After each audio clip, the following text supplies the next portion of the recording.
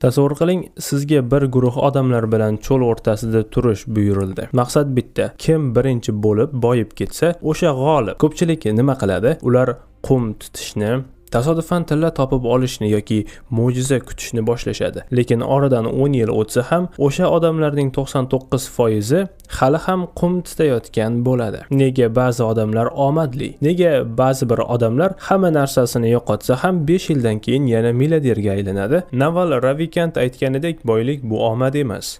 Bu ko'nikma. Va bugun men sizga bu ko'nikmani algoritmini ochib beraman. Tayyor bo'lsangiz, sahifalashni boshladik. Keling, avval eng katta xatoni tuzatamiz. Pul va boylik bu mutlaqo boshqa narsalar.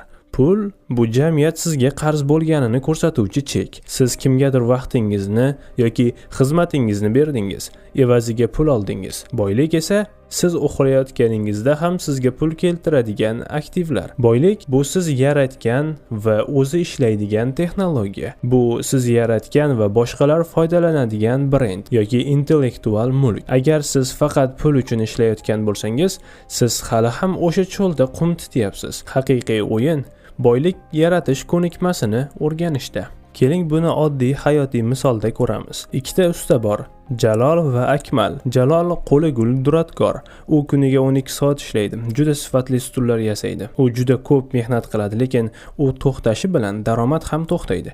Chunki uning daromadi faqat uning jismoniy harakatiga bog'liq. Akmal esa boshqacha yo'l tutdi. U ham stul yasashni biladi, lekin u o'z vaqtini maxsus bilimga sarfladi. U stul yasashning shunday usulini ixtiro qildiki, u mebelni ancha tezroq va sifatliroq yig'ish imkonini beradi. U bu usulni patentladi va uni yirik mebel fabrikasiga foydalanish uchun berdi. Endi Akmal uxlayotganda ham fabrikalar ishlab chiqargan har bir stuldan unga ulush keladi. Akmal o'zining jismoniy mehnatini bilim richagiga almashtirdi. Naval aytganidek, sizga o'rgatib bo'lmaydigan bilimni toping. Agar jamiyat sizga nimani o'rgatishni bilsa, demak sizni almashtirishni ham biladi. Maktabda, universitetda hamma o'qiydigan narsalar bu umumiy bilim. Maxsus bilim esa sizning tabiiy qiziqishlaringiz va dunyo qarashingiz chorrahasida joylashgan. Bu shunday bilimki, u siz uchun shunchaki qiziqarli mashg'ulot, lekin boshqalar uchun og'ir mehnatdek ko'rinadi. Masalan, kimdir uchun murakkab raqamlar bilan ishlash,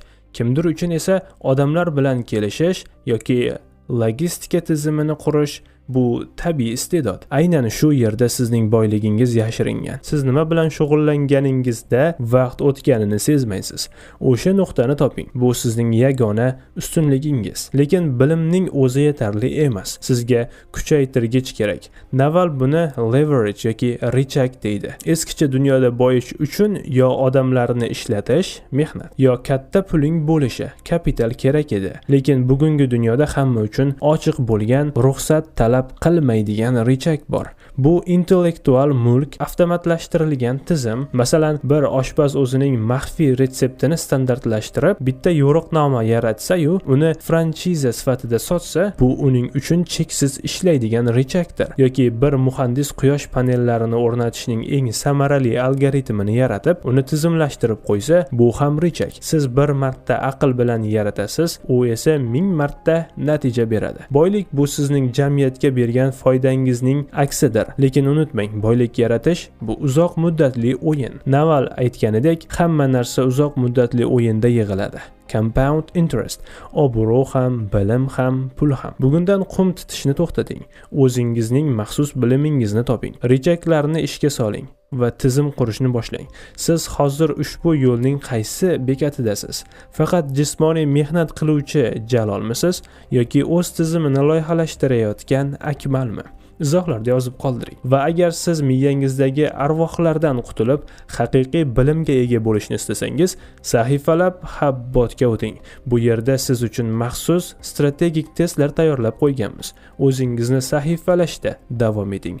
Atrofingizga qarang. Hamma band, hamma charchagan, hamma qayergadir shoshyapti. Agar boylik mehnatning miqdoriga bog'liq bo'lganida, dunyodagi eng boy odamlar konchilar yoki yuk tashuvchilar bo'lardi.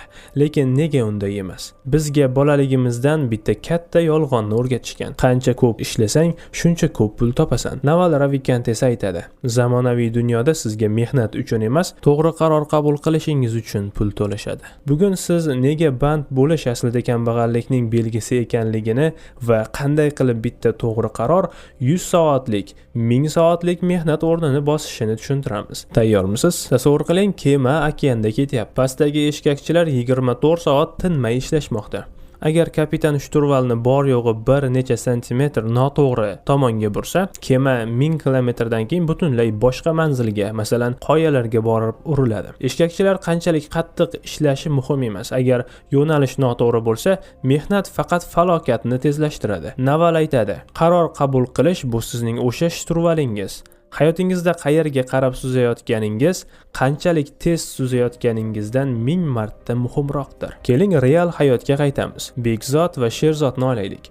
Bekzod juda halol va mehnatkash. U kuryerlik qiladi. U kuniga 50 ta buyurtma yetkazish uchun 15 soat ko'chada chopadi. Uning miyasi faqat keyingi manzil qayerda degan savol bilan band. Uning mehnati bor, lekin unda qaror qabul qilish imkoniyati deyarli yo'q. Sherzod esa savdo sohasini tanladi. U ham ko'p ishlaydi, lekin u o'z vaqtini yarmini qaysi mahsulotga talab oshadi degan savolga javob izlashga sarflaydi. U bir marta to'g'ri qaror qabul qilib, o'sha mahsulotni to'g'ri bozorga yo'naltiradi. Natijada Sherzodning bitta to'g'ri qarori unga Bekzodning 1 yillik daromadini bir haftada keltirishi mumkin. Nega? Chunki Sherzod o'zining richagini ishga soldi. Uning qarori natijani 100 barobar ko'paytirib berdi. Naval aytganidek, agar sizda richag bo'lsa, sizning qaroringiz bu natijaning eng katta qismidir. Qaror qabul qilishning eng katta siri nima, bilasizmi? Bu yo'q deya olish. Bizning miyamiz hamma narsaga ha deyishga o'rgatilgan. Har bir taklifga, har bir yangi loyihaga, har bir uchrashuvga ha deyish bu diqqatingizni parchalashdir. Naval aytadi: donolik bu barcha noto'g'ri eshiklarni yopib, faqat to'g'risini ochiq qoldirishdir. Agar siz har bir taklifga rozi bo'laversangiz, siz o'sha eshkakchiga aylanasiz. To'g'ri qaror qabul qiluvchi odam bu ko'p vaqtini jimjitlikda o'ylash bilan o'tkazadigan odamdir. U kam ish qiladi, lekin qilgan ishi nishonga tegadi. Masalan, sizga yana bir huk. Naval o'ziga juda baland soatlik narx belgilashni tavsiya qiladi. Masalan, soatiga $5000. Endi tasavvur qiling, siz soatiga $5000 topadigan odamsiz. Siz 1 soatlik vaqtingizni keraksiz bahslashishga yoki $10 muammoni hal qilishga sarflarmidingiz? Albatta yo'q. Siz o'sha vaqtni eng muhim qarorni o'ylashga sarflaysiz. Boy odamlar vaqti bilan emas, xatosi bilan pul to'lashadi. Bir marta noto'g'ri qaror millionlar yo'qotish degani. Shuning uchun ham ular ko'p o'ylashadi, kam harakat qilishadi. Xulosa bitta: zamonaviy dunyo bu jismoniy kuch dunyosi emas, bu fikrlash dunyosi. Agar siz o'zingizni doim band his qilsangiz, bilingki, siz hali o'zingizning maxsus bilimingizni va rechagingizni topmagansiz. Muvaffaqiyat bu soatlab ishlash emas. Muvaffaqiyat bu siz uxlayotganingizda ham sizga natija beradigan tizimni qurishga imkon beruvchi bitta to'g'ri qarordir. Siz bugun hayotingizdagi qaysi shturvalni burishga tayyorsiz? Agar siz qaysi yo'ldan ketishni bilmayotgan bo'lsangiz, sahifalab.uz biz bu yerda qaror qabul qilishda yordam beruvchi maxsus liderlik testini yangiladik. O'zingizni sahifalashda davom eting. Siz ham o'zingizga shunday va'da berganmisiz? Agar men shu o'qishga kirsam baxtli bo'laman. Agar men shuncha pul topsam tinchlanaman. Agar uylansam hayotim joyiga tushadi. Biz butun umrimizni agar unda shartnomalar bilan o'tkazamiz. Go'yoki baxt bu kelajakdagi qaysidir bekatda bizni kutib turgan sovg'adek. Lekin o'sha manzilga yetganimizda nima bo'ladi? Bir necha kunlik quvonch va keyin yana o'sha bo'shliq. Naval Ravikant bu haqida shafqatsiz haqiqatni aytadi. Baxt bu bizga beriladigan mukofot emas. Bu siz o'rganishingiz kerak bo'lgan ko'nikmadir. Bugun biz nega baxtli bo'lish uchun hech narsa sotib olish shart emasligini va miyangizdagi baxtsizlik shartnomalarini qanday qilib yirtib tashlashni o'rganamiz. Ko'pchilik baxtni shodlik yoki euforiya bilan adashtiradi. Doimiy kulib yurish, sakrash bu baxt emas. Bu shunchaki hissiy ko'tarilish. Naval uchun baxt bu tinchlik. Bu miyamizda mana bu narsa yetishmayapti degan fikrning yo'qligi. Bu hozirgi lahzadan norozi rozi bo'lmaslik. Tasavvur qiling, miyangiz bu tinch ko'l. Har bir istak, har bir xohlayman degan fikr bu ko'lga otilgan toshdir. U to'lqinlar hosil qiladi va suvning tiniqligini buzadi. Baxt bu ko'lga tosh otishni to'xtatishdir. Keling, Sardorning hikoyasini ko'ramiz. Sardor muvaffaqiyatli tadbirkor. Unda hamma narsa bor: mashina, biznes, obro'. Tashqaridan qaraganda u dunyodagi eng baxtli odam, lekin Sardorning ichida doimiy ertaga nima bo'ladi degan qo'rquv va yana ko'proq qilishim kerak degan ochko'zlik bor. U dam olishga borganida ham miyasida ofis turadi. U ovqatlanayotganida miyasi keyingi shartnomani o'ylaydi. Sardor boy, lekin u baxtli emas, chunki u o'zining baxtini tashqi natijalarga bog'lab qo'ygan. Uning baxti uning nazoratida emas, u istaklar quliga aylangan. Mana bu kitobdagi eng kuchli huk, istak bu siz o'zingiz bilan tuzgan shartnomadir. Men xohlagan narsamga erishmagunimcha baxtsiz bo'lishga roziman. Siz men mana shu mashinani xohlayman deganingizda aslida o'zingizga shunday deyapsiz: hozirgi holatim yetarli emas. Men hozir baxtsizman. Faqat o'sha temir bo'lagini olganimdagina o'zimga baxtli bo'lishga ruxsat beraman. Siz o'z xotirjamligingizni qandaydir buyumga, garovga beryapsiz. Naval aytadi: bitta vaqtda faqat bitta katta istakka ega bo'ling. Qolgan hamma narsada boriga shukr qiling. Aks holda hayotingiz doimiy yetishmovchilik hissi bilan o'tadi.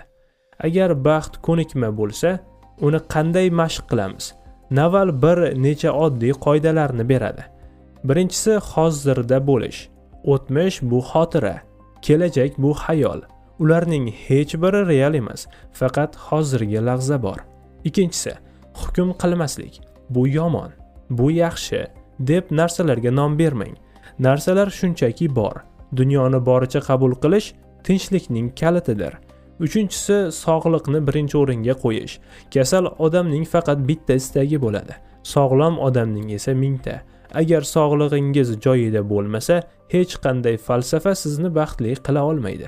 Xulosa bitta: baxt bu sizga sodir bo'ladigan voqea emas, baxt bu sizning voqealarga bo'lgan munosabatingizdir. Siz har kuni ertalab uyg'onganingizda tanlov qilasiz. Yo dunyoning yetishmovchiliklariga e'tibor berasiz, yo bor bo'lgan mo'jizalarga. Boylik va muvaffaqiyat yaxshi, lekin ular sizning ichki bo'shlig'ingizni to'ldirmaydi. Avval ichki dunyoyingizni sahifalab chiqing. Shunda tashqi dunyo o'z-o'zidan go'zallashadi. Siz bugun nima uchun shukr qila olasiz? Izohlarda yozib qoldiring. Keling, bir-birimizga baxtli bo'lishni o'rgataylik. Agar hayotingizda qaysidir bob yopilmay qolgan bo'lsa va ichki tinchlikni qidirayotgan bo'lsangiz, sahifalab.uz platformamizga kiring. U yerda biz siz uchun maxsus ruhiy muvozanat qo'llanmasini tayyorlab qo'yganmiz. O'zingizni sahifalashda davom eting. Siz ham kutganmidingiz yaxshi prezident kelishini? Ota-onangiz hayotingizni to'g'rilab berishini, omadli uchrashuv yoki mo'jizaviy boylikni. Biz go'yo qutqaruvchi kemasini kutayotgan yo'lovchilardekmiz. Lekin Naval Ravikant sizga eng achchiq haqiqatni aytadi. Kemalar to'xtamaydi, chunki hech kim kelmaydi. Bu dahshatli eshitilishi mumkin, lekin aslida bu dunyodagi eng katta erkinlikdir. Agar hech kim sizni qutqarmasa, demak, sizga hech kim xo'jayin emas. Bugun biz nega o'z hayotimiz uchun 100% mas'uliyatni olish muvaffaqiyatning yagona siri ekanligini fosh qilamiz. Naval aytadi: sog'lom odamning mingta istagi bor, kasal odamning esa faqat bitta. Biz ko'pincha boylik ortidan quvib sog'lig'imizni sarmoya qilamiz. Keyin esa o'sha topgan pulimizni sog'lig'imizni qaytarishga sarflaymiz. Bu dunyodagi eng ahmoqona savdodir. O'zingizni qutqarish bu avvalambor tanangizni qutqarishdir.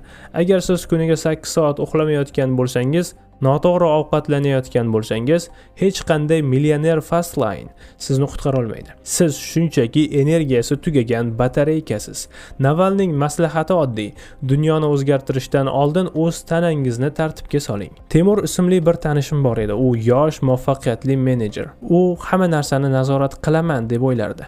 Xodimlarni, budjetni, vaqtni, lekin bir narsani nazorat qilmasdi: o'zining ruhiy holatini. U hammani qutqarmoqchi bo'ldi, bo'lardi, kompaniyani, oilasini, do'stlarini, lekin bir kuni u kasalxonaga yotib qoldi va bilsaki, u yo'qligida dunyo to'xtab qolgani yo'q.